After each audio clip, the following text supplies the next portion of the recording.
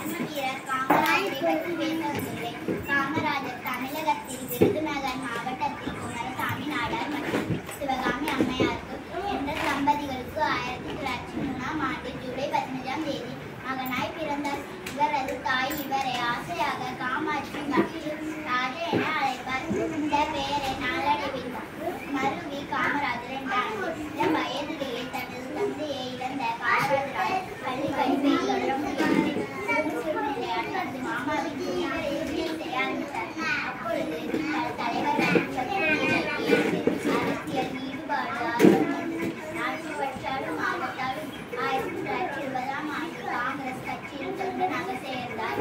1940ஆம் ஆண்டு நடந்த குண்டுவெடிப்பு 1942ஆம் ஆண்டு ஆகஸ்ட் புரட்சி போராட்டங்களில் கலந்து கொண்டார். அப்பொழுது சிறையில் அடைக்கப்பட்டார். நன்றி, வணக்கம்.